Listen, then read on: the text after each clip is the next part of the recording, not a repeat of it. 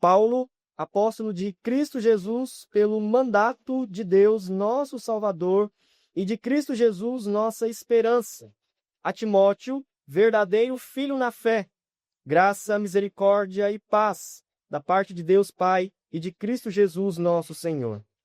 Quando eu estava de viagem rumo da Macedônia, te roguei permanecesses ainda em Éfeso para admoestares a certas pessoas, a fim de que não ensinem outra doutrina, nem se ocupem com fábulas e genealogias sem fim, que antes promovem discussões do que o serviço de Deus na fé. Ora, o intuito da presente admoestação visa ao amor, que procede de coração puro e de consciência boa e de fé sem hipocrisia. Desviando-se algumas pessoas destas coisas, perderam-se em loquacidade frívola, pretendendo passar por mestres da lei, não compreendendo, todavia, nem o que dizem, nem os assuntos sobre os quais fazem ousadas asseverações. Senhor nosso Deus, a tua palavra foi escrita e enviada à igreja em Éfeso para que ela fosse tratada e voltasse os seus olhos para ti. E enquanto servindo ao Senhor, aprendendo a respeito do amor e como amar ao Senhor e uns aos outros dentro, então, da comunhão dos santos. Nós que estaremos meditando na tua palavra, Pai, pedimos ao Senhor que esta mesma carta que foi usada pelo Senhor para tocar ao coração, transformar aquela igreja, que o Senhor também a use para tocar aos nossos corações e transformar a nossa igreja naquilo que precisa ser mudado, naquilo que precisa ser transformado.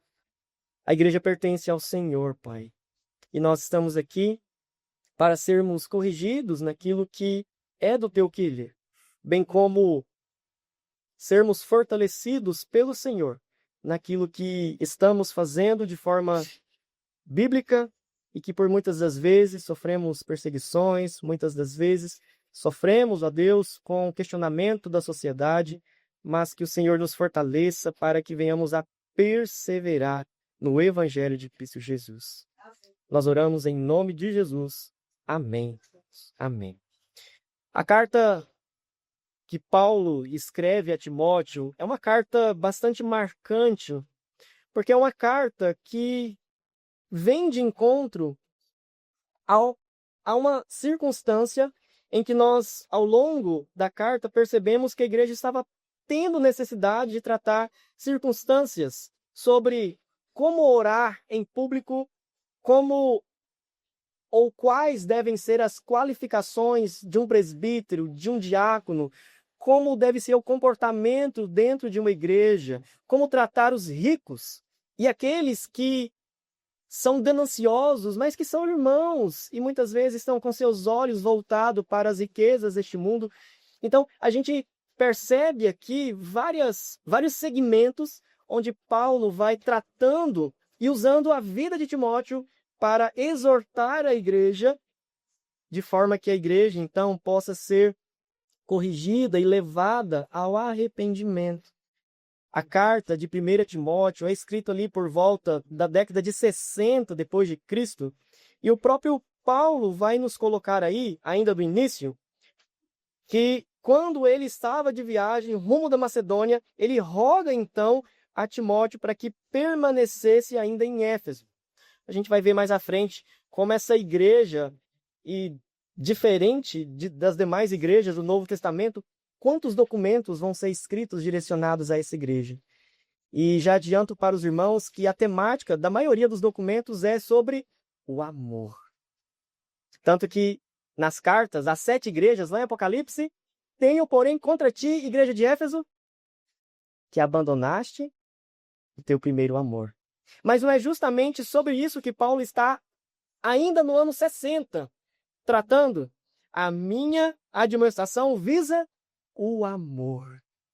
30 anos depois, com o apóstolo João, na revelação que ele vai receber de Cristo Jesus na ilha de Patmos, Cristo vai então revelar a ele: olha, você vai escrever para a igreja em Éfeso que eles estão fazendo muito bem, isso, aquilo, aquilo outro, mas o amor eles têm deixado. Isso, desde já, nos mostra, meus irmãos, que a gente pode ser fiéis à palavra, a gente pode ser fiéis no compromisso para com a igreja, a gente pode estarmos aqui de forma frequente, mas tudo isso sem amor. Sem amor. E que diante do exame que o Senhor faz das suas igrejas, da igreja do Senhor, ele não fica satisfeito com o muito fazer sem amor. Na verdade, a falta de amor, seja no falar, no pregar, no cantar, no assentar, no abrir a Bíblia, já é um descrédito ao nosso favor diante de Cristo Jesus. Uma vez que nós somos chamados pelo amor e a servi-lo em amor. Pensando então o tema da nossa pregação de hoje, que é cuidar da igreja, como nós podemos então cuidar e como Paulo, já no início, fala sobre cuidado da igreja, antes de falar sobre as áreas que ele quer tratar, o que tem a ver cuidado e por que deveríamos cuidar da nossa igreja? Em primeiro lugar, porque cuidar é um mandato de Deus. Paulo, apóstolo de Cristo Jesus, versículo 1. Pelo mandato de Deus, nosso Salvador, e de Cristo Jesus, nossa esperança. Nós estamos aí nos últimos minutos, né? Na verdade, já foram os últimos minutos da Copa de Futebol. E uma das coisas que a gente ouve ao longo de toda a competição, seja Copa, Olimpíada, é sobre o peso de uma convocação.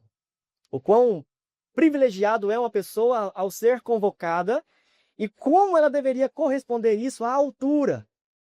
Eu não sei se você já recebeu uma convocação do Exército, por exemplo, uma convocação que seria uma intimação, e aqui pensamos, irmãos, né, para ser testemunha, não estar envolvido em situações complicadas, mas para ser testemunha de algo. Dificilmente alguém, diante de uma intimação, diante de uma convocação, não quero saber disso não. Dificilmente alguém faria isso. Porque a convocação, talvez entre nós, seres humanos, seja o documento de mais peso de autoridade. Eu estou sendo convocado, eu estou sendo intimado a estar lá. E ai de nós se não comparecermos lá diante do juiz, no dia, na data, na hora e nas vestimentas adequadas. Isso é um mandato. É a palavra que Paulo usa aqui, tem esse mesmo peso. Mas quando a gente olha para a nossa relação para com o Senhor, quando o Senhor nos convoca, a situação é diferente. Não, Senhor, eu não tenho tempo. Não, Senhor, agora eu não posso.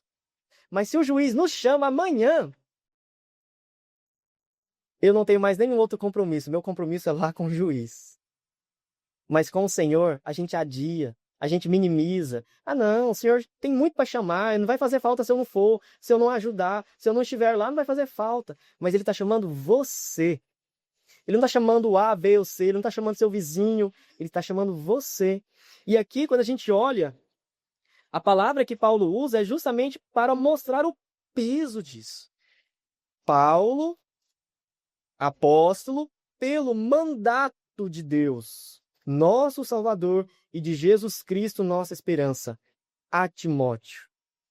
A Timóteo, verdadeiro filho na fé.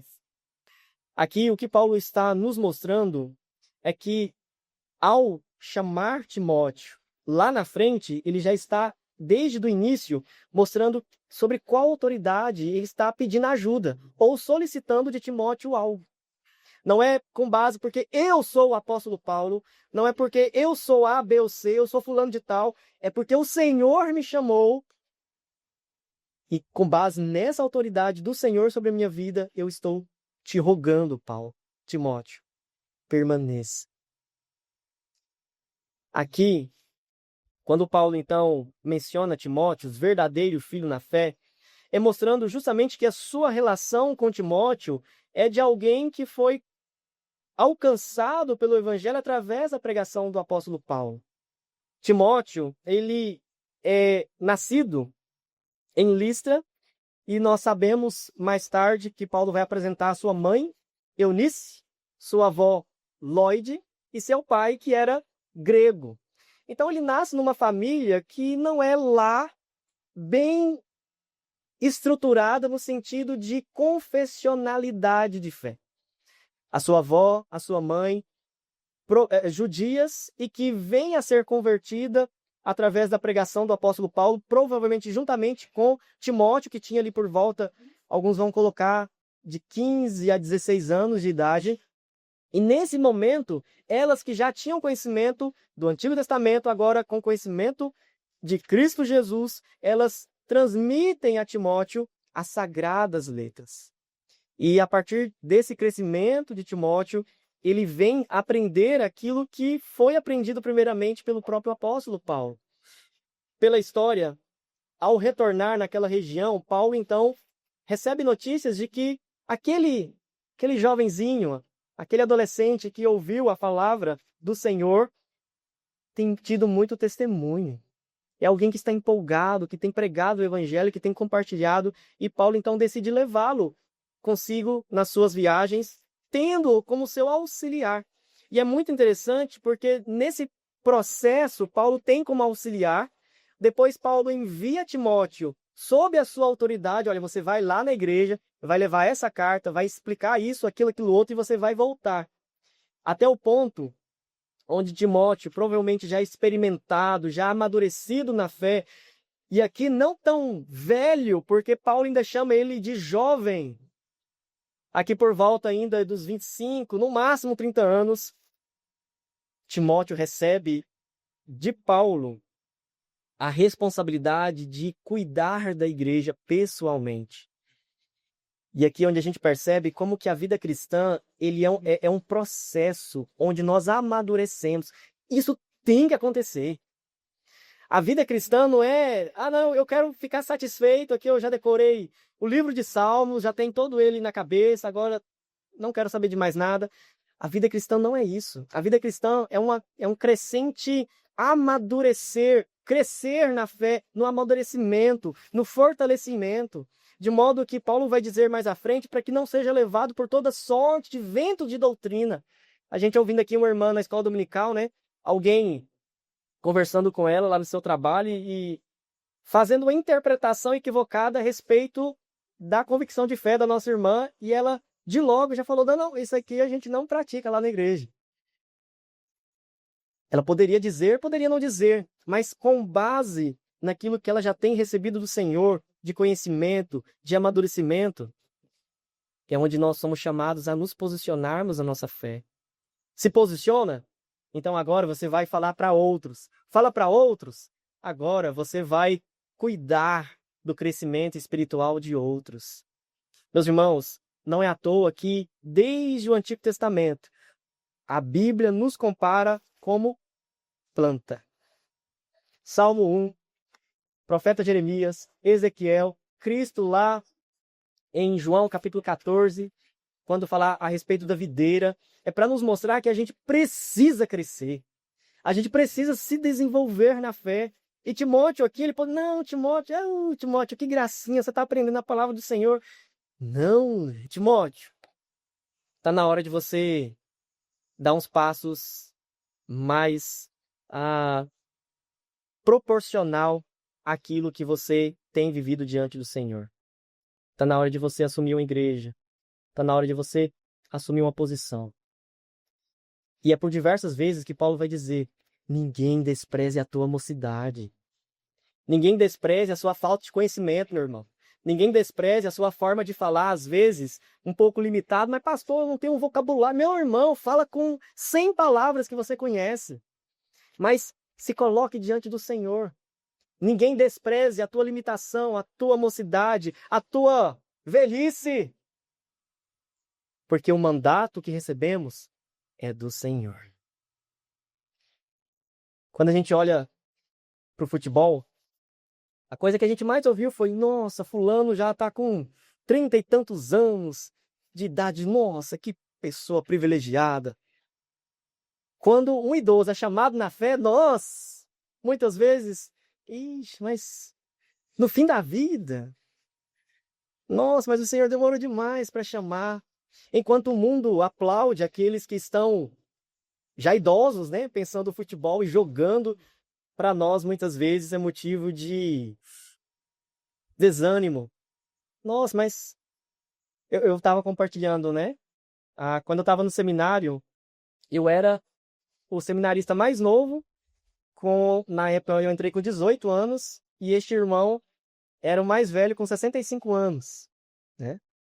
E nós lá na mesma sala, compartilhando das mesmas experiências ali. E alguém chegou, não sei se por maldade ou por outras motivações, mas ele falou assim: Fulano do céu, no dia que você for ordenado, você já vai pedir a jubilação, né?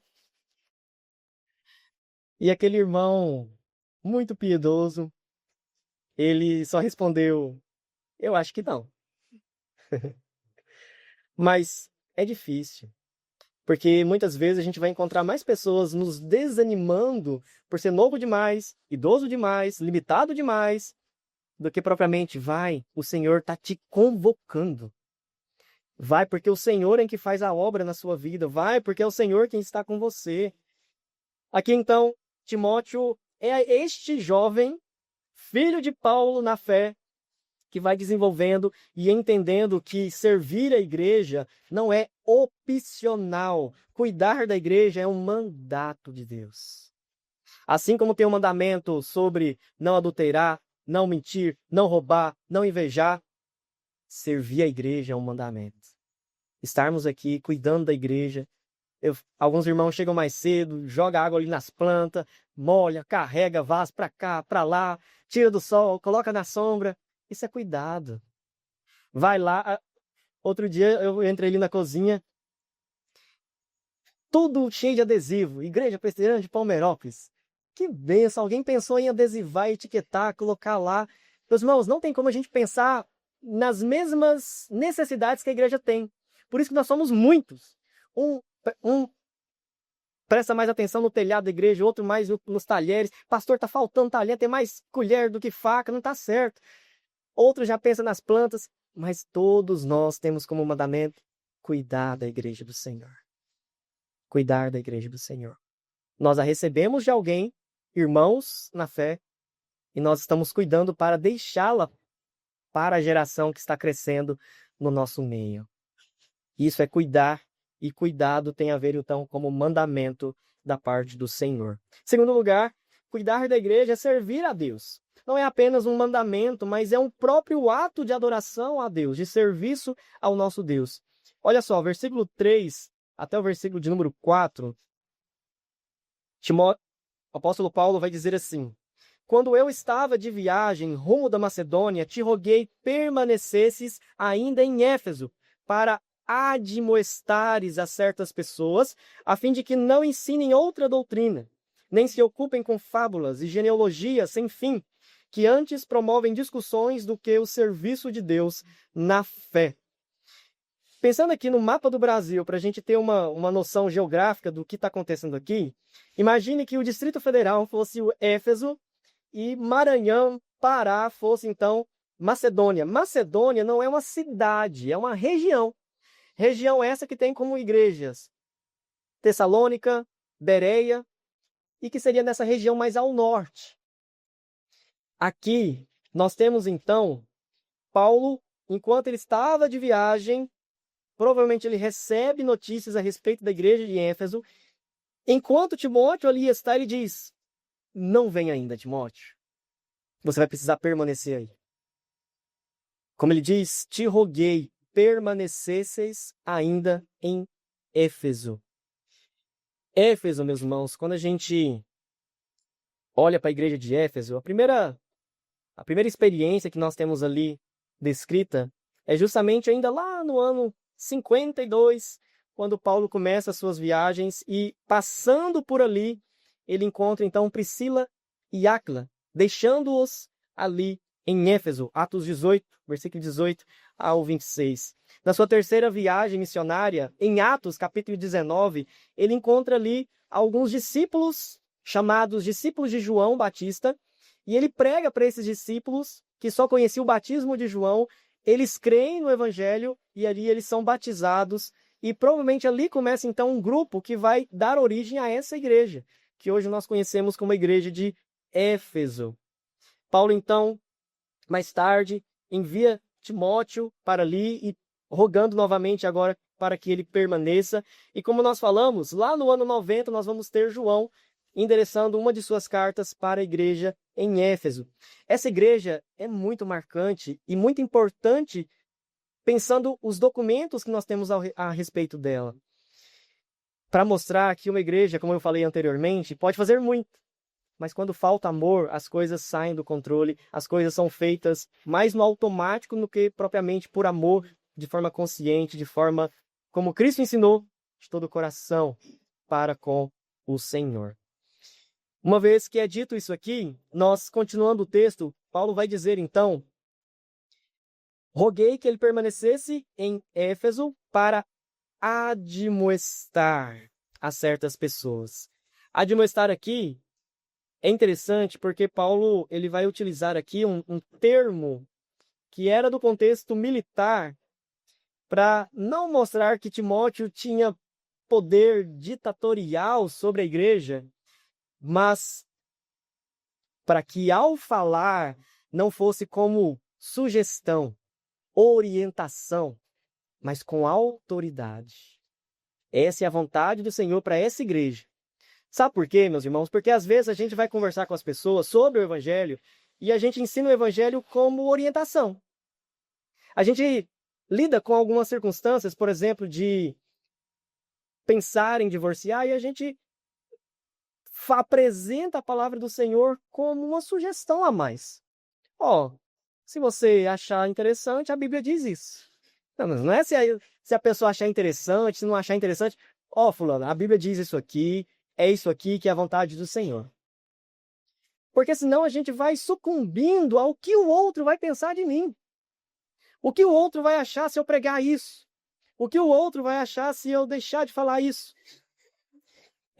Agora, esses novos programas que estão tendo aí feito por jovens, agora, antes de qualquer programa, eles avisam se vai ter algum conteúdo sensível. Eu não sei se os irmãos já perceberam isso, seja em alguma música, em algum programa, entrevista, começa assim: esse conteúdo contém informações sensíveis. Se você é sensível para com esses assuntos, te convidamos a passar o programa. De modo que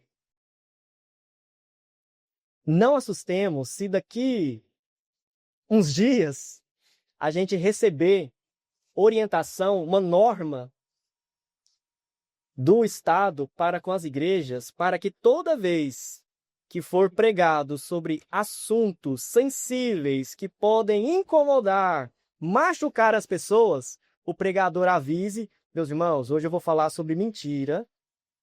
Se tem alguém aqui que mente aqui na igreja, eu convido, por favor, vá embora. No próximo culto a gente vai falar sobre outro assunto, mas hoje a gente vai falar sobre mentira. Você que mente, você não vai se sentir bem no nosso meio. É isso.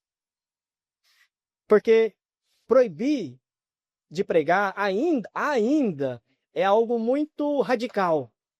Então, antes de proibir, vamos colocar como norma que o pregador tem que avisar a congregação sobre o que ele vai falar para que os incomodados que se retirem. Não é assim que Paulo ensina a Timóteo. Não despreze a tua mocidade, mas prega a palavra do Senhor, porque chegará um tempo, que é esse, o nosso tempo, que as pessoas não mais suportarão a sã doutrina, não mais suportarão ouvir a verdade, sentirão coceira no ouvido. Coceira aqui nossa, mas esse negócio tá chato, nossa, mas isso aqui tá incomodando. O que o pastor tem a ver com a minha vida? E se eu minto? E daí? Mas quando nós abrimos a boca para falar da palavra do Senhor, o que Paulo está mostrando para Timóteo é: faça, Timóteo, na autoridade do Senhor. Faça na autoridade do Senhor, porque é ao Senhor que você prestará conta. Tanto é que quando Paulo está na sua segunda carta escrevendo a Timóteo, ele vai falar sobre como é o final do ministério. Cheio de carro, cheio de mansão, cheio de dinheiro, gente do lado, uma família gigante. Não, não é isso. Ele vai escrever para Timóteo, dizendo: Timóteo, o final do ministério não é tão fácil assim. Não pense que por pregar a verdade você vai ter uma multidão de fãs.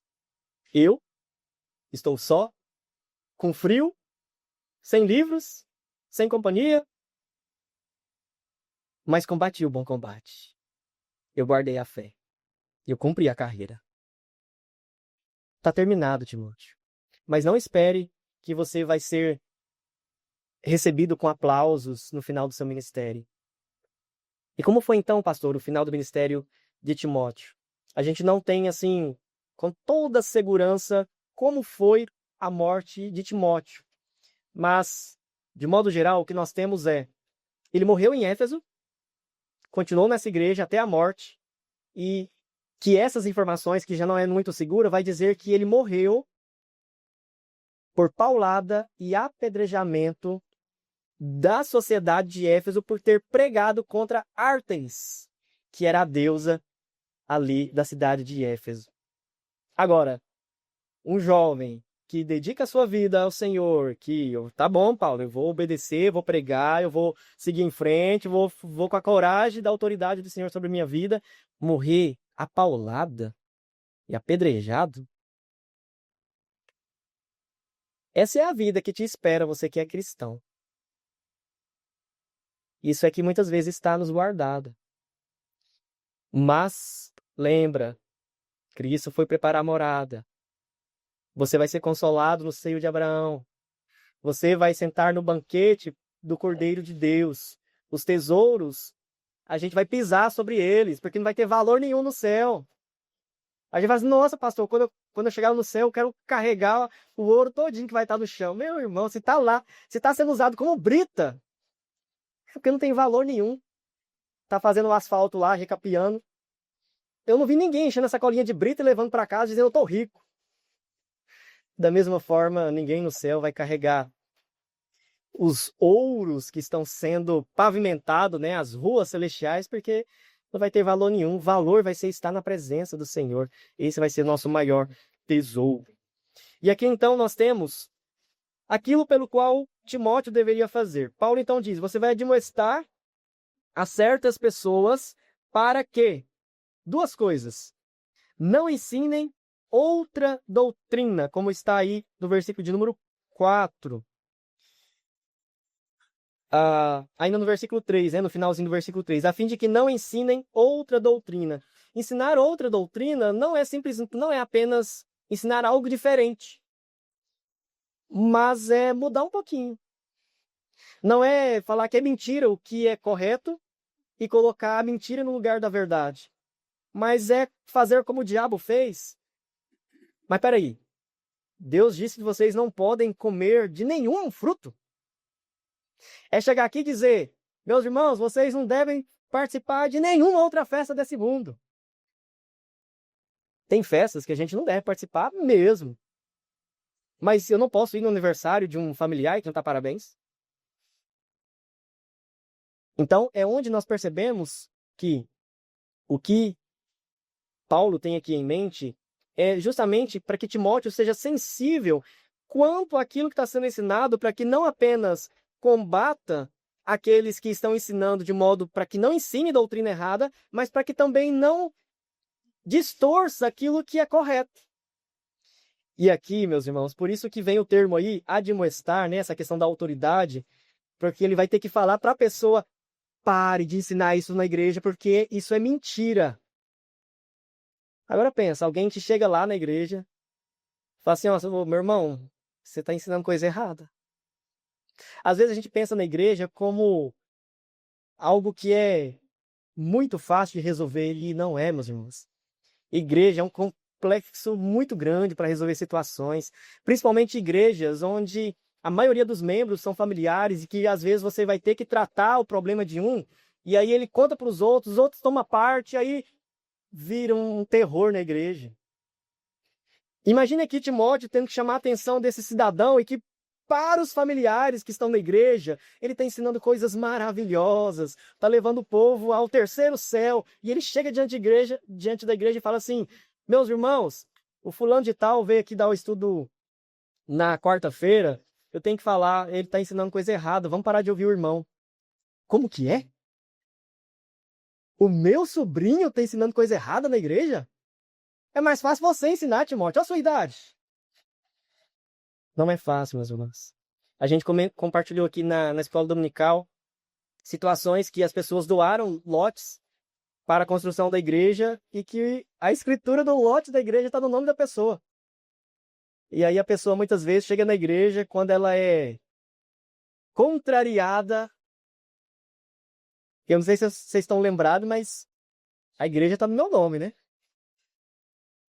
Não, meus irmãos. Aqui, estando no nome ou fora do nome, a fim de que não ensine outra doutrina. Quer falar sobre o Senhor Jesus? Pregue coerentemente. Eu estou aqui para ajudá-los, para auxiliá-los. Mas não vem pregar outra doutrina, não.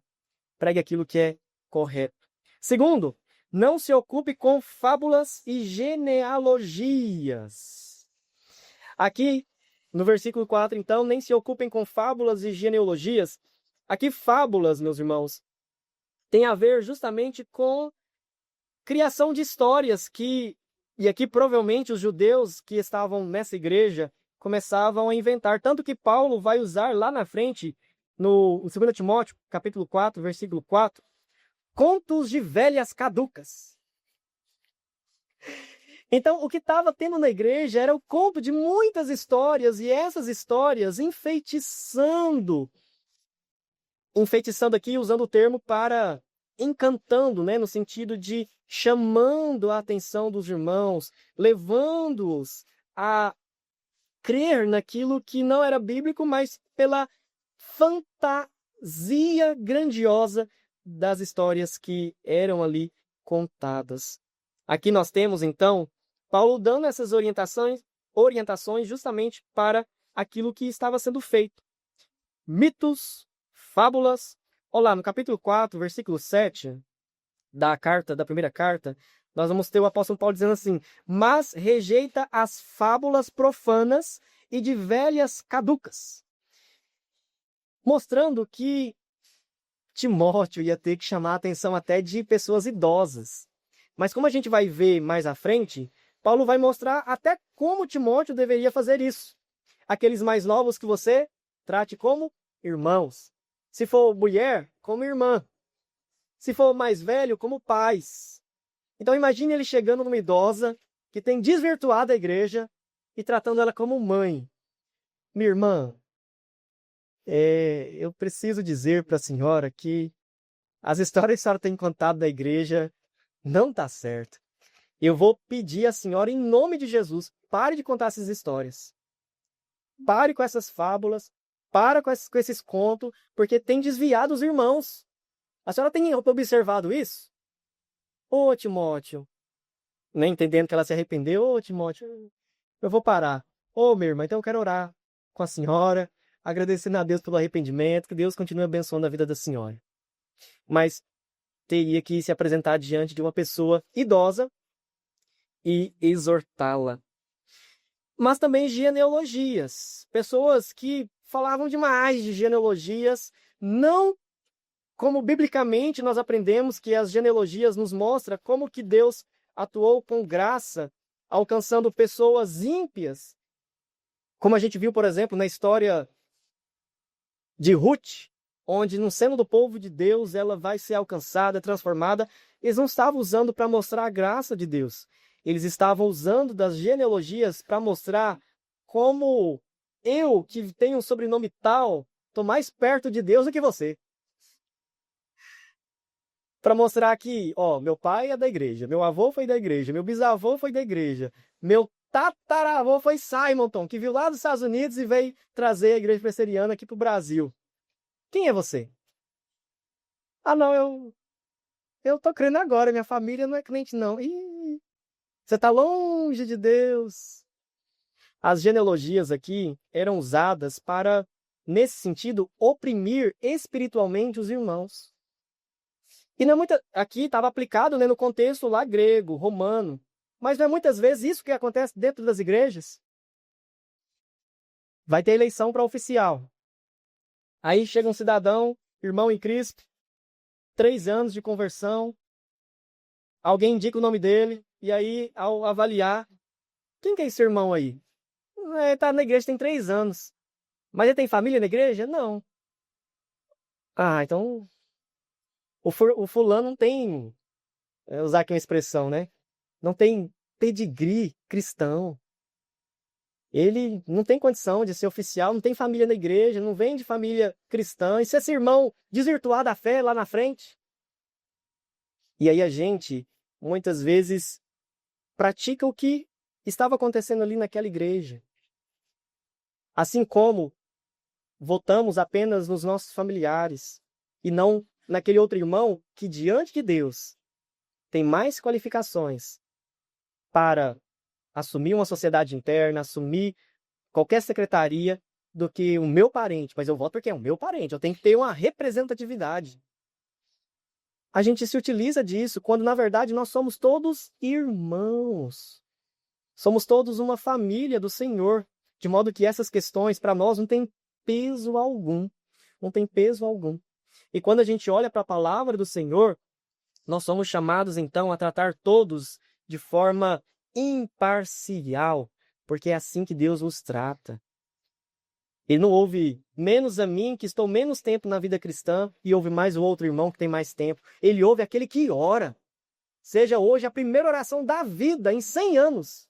Seja aquele que está orando há 100 anos. O Senhor vai ouvir de pronto. De pronto. Aqui, nós, então, caminhando para terceiro e último lugar, cuidar da igreja também tem a ver com amar como Deus.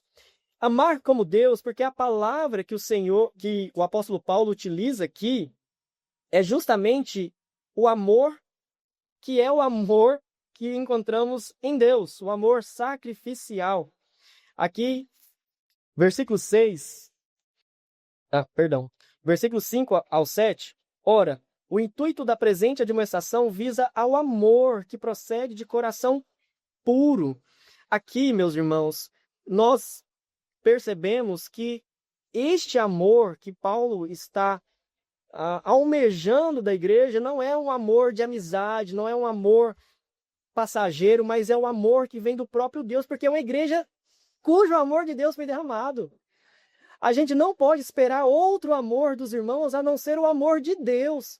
Pastor, mas é muito difícil perdoar, mas meu irmão, o amor de Deus que te perdoa está sobre você.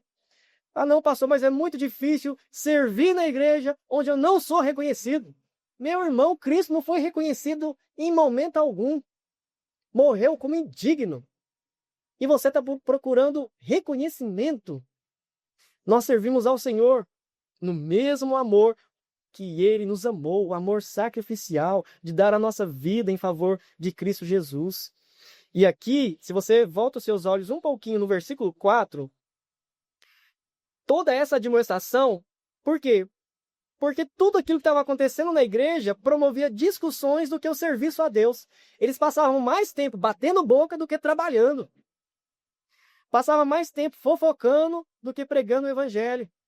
Mais tempo decidindo se vai ser piso branco, se vai ser piso amarelo, se vai ser granitina, se vai ser porcelanato, do que pavimentando o caminho do céu para as pessoas que não conhecem a Cristo Jesus.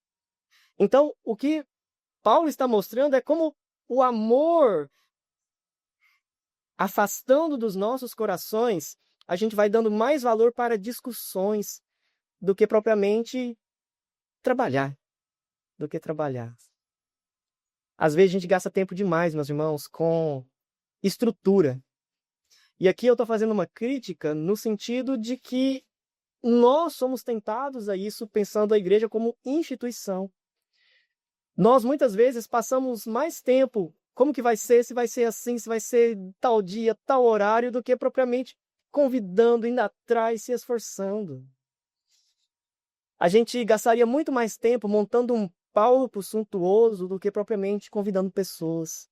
Se nos fosse dada a oportunidade. E aí, vocês querem um palco grandioso ou vocês querem sair nas ruas chamando o povo? Mas a gente vai chamar o povo para onde? Então é melhor o palco e depois a gente chama as pessoas. Não é assim. Reunir, a gente reúne em qualquer lugar. O palco, a estrutura, ela vem como consequência da necessidade. Teve uma expressão que eu ouvi outro dia, a pessoa estavam construindo uma igreja, e aí o evangelista que estava na igreja, chegou na igreja, falou assim, nossa, mas ficou grande demais a igreja. Né? Os irmãos que lotavam a igreja, agora, pensando a proporção da igreja, não enche 10% da igreja. E aí alguém falou assim, agora você vai ter que correr, se esforçar para encher essa igreja. Para encher a igreja? A gente prega o evangelho, faz isso, faz aquilo, anuncia, para encher a igreja? Não, meus irmãos. Encher a igreja é muito fácil, muito fácil. Amanhã a gente aluga um carro de som, fala assim, meus irmãos, população de Palmeirópolis. Domingo que vem, 19 horas, vai ter um culto lá na Igreja Presbiteriana, Avenida Goiás, 771 Centro. Para cada um que for, a gente vai dar R$50. Meus irmãos do céu. Vai ter que abrir a igreja 1 hora antes. Encher a igreja é muito fácil. São as estratégias que o mundo usa. A gente não está querendo encher a igreja por encher. A gente quer ver a igreja cheia, mas de pessoas que foram alcançadas pela salvação. Famílias que se renderam aos pés de Cristo. De visitantes que estão sedentos da palavra e carentes do amor de Deus em suas vidas. Porque se for só para encher e para ter a igreja cheia, a gente vai orçar uma verba no final do ano, a Assembleia aprova e todo mês a gente vai ter R$3.000 para dar para quem for vir na igreja. E todo domingo a gente vai ter a igreja cheia. Mas nós estamos aqui para servir ao Senhor. Não para ter casa cheia, como se espera de uma programação mundana. Mas para ter a casa do Senhor cheia de adoradores que adoram a Cristo Jesus. Aqui o apóstolo Paulo, então, mostrando que procede de coração puro, que visa o amor. E aí, esse amor, ele provém não de um coração bagunçado, para mostrar que há coerência também. Não há como a gente querer manifestar o amor de Deus, sendo que nós não estamos transformados, convertidos para isso. De onde que provém o amor de Deus no seio da igreja? Paulo vai destacar, primeiro, coração puro. O amor de Deus, ele só pode ser manifestado através do coração daquele que foi transformado pela salvação. Daquele que teve o coração de pedra tirado e colocado o coração de carne. Segundo, provém de quem tem a consciência boa. Aqui, consciência boa é no sentido de livre da culpa do pecado. Porque alguém que tem medo de ser condenado não recebeu do amor de Deus. Os seus filhos, os nossos filhos, toda noite, eles têm preocupação se você vai deixar eles dormir em casa? Nem pensa nisso. Né? Daqui a pouco o Arthur vai começar a chorar. Nossa, eu não sei se meu pai hoje vai deixar eu dormir em casa, porque eu não sinto que eu sou amado, eu não sinto que eu sou alguém digno de estar na casa do meu pai. Não, ele nem está pensando nisso. Nós que somos amados por Deus, nós somos perdoados, meus irmãos. Essa consciência boa aqui, como é colocado, é a consciência de que, embora eu seja pecador, Cristo me lavou de todos os meus pecados. O amor de Deus é derramado sobre mim. Não tem isso. Se Deus vai me ouvir, Deus vai me ouvir porque Ele me ama. Ah, não, mas eu não sei. Deus tomou o primeiro passo em sua direção. Deus te alcançou, Deus te salvou, Deus te colocou na presença dEle. Que dúvida nós precisamos ter a respeito do amor de Deus por nós? Que questionamento? E se tiver, leia Romanos 8 todo dia. Porque nada poderá nos separar do amor de Deus que está em Cristo Jesus. Paulo está mostrando aqui, olha, Timóteo, o amor procede de alguém que tem a consciência em paz, porque crê que o Senhor Jesus fez tudo em favor dele. Ah, se eu morrer hoje, para onde eu vou? Misericórdia! Não, meus irmãos. A gente conversando com o diácono Zezinho, e aí chegou nesse assunto, né? É cirurgia, né? Cirurgia tem sempre esse risco. E aí ele falou assim, pastor, eu tô pronto, pastor. Tô pronto. Mas o senhor sabe, ninguém quer ir, né? Se chamar, a gente não quer ir. Mas eu tô pronto, a gente tem que estar pronto. A gente tem que estar pronto. Porque a nossa vida pertence ao Senhor. Se eu morrer agora, eu tô no céu. Como que você sabe disso? Porque Cristo morreu por mim. Porque a minha consciência está tranquila em relação a isso. Porque eu sou convicto do amor de Deus por mim. Então, de um coração puro, de uma consciência boa e de uma fé sem hipocrisia. Ou seja, esse amor de Deus, ele é manifestado na sua vida quando você tiver o seu coração transformado, tiver a sua consciência em paz de que o Senhor te salvou e for alguém íntegro como cristão. Alguém que não fecha o olho só porque está no culto. Alguém que não vem para a igreja no domingo porque é o dia de ir para a igreja. Mas alguém que vive isso no dia a dia. O amor de Deus é manifestado nas nossas vidas através, então, dessas condições ou dessas características que têm a ver, meus irmãos, com a coerência da vida cristã. Não tem como uma árvore má dar frutos bons. Então, a tendência é quem está nessa hipocrisia é dar frutos hipócritas. Da mesma forma, aqueles que estão caminhando com Cristo Jesus é terem seus frutos, então, amadurecidos, bons, para o reino de Deus, porque vivem as suas vidas no Senhor Jesus. O texto termina então dizendo: pretendendo passar por mestres da lei, não compreendem, todavia, nem o que dizem, nem os assuntos sobre os quais fazem ousadas asseverações. Aqui, portanto, nós temos um elemento de vaidade. Eu vou falar, mas você entende o que você está falando? Não, mas eu estou falando para parecer que eu sei muito. A gente não precisa falar muito. A gente precisa falar o suficiente, o necessário, o bíblico, o fiel. Jonas falou pouco, mas falou que era fiel. E o Senhor usou. Da mesma forma como Paulo falou demais. Virou a noite falando. O caboclo que estava lá ouvindo a pregação dormiu, caiu lá da galeria, morreu. Ressuscitou ele. Tá bom? Firme? Então senta lá que eu não terminei a pregação ainda não. Mas seja como for, fale aquilo que, de fato, meus irmãos, você compreende, crê e aquilo que o Senhor tem colocado no seu coração. Aqui, então, nós temos que cuidar da igreja. É o mandato de Deus, é servir a Deus e é amar como Deus, de forma sacrificial. Aqui não estou falando de ser fanático no sentido que o mundo prega, mas é de amar a igreja do Senhor, a igreja sobre a face da terra, mas de amar essa igreja também, de valorizar essa igreja, de se envolver com esta igreja. Esta igreja, ela se torna saudável não por si própria, mas através dos seus membros, de modo que na função, né, como Paulo coloca, de mão, pé, perna, se um de nós aqui estamos passando por dificuldades na vida cristã, isso vai afetar o corpo de Cristo. Ah, eu não vou lá na igreja. A sua presença aqui não é apenas a título de chamada, mas a sua presença aqui fortalece a vida de outros. Que muitas vezes você não disse nada, mas nossa, fulano vem. Eu sei das dificuldades que ele está passando, mas ele vem, faltam uns domingos, mas vem, está aqui, está perseverando. Ô Senhor, me dê essa força também. E você nem sabe disso. Como ao longo desse ano a gente viu aí irmãos testemunhando de que um testemunho aqui, uma oração, o irmão cantando com mais vigor, mesmo passando por provas e situações, fortaleceu o irmão que estava atrás, vendo ele cantando com lutas, com dificuldades, em luto. Mas espera aí, se o irmão está cantando, passando por tudo isso, por que eu estou com a minha boca fechada aqui na hora de cantar?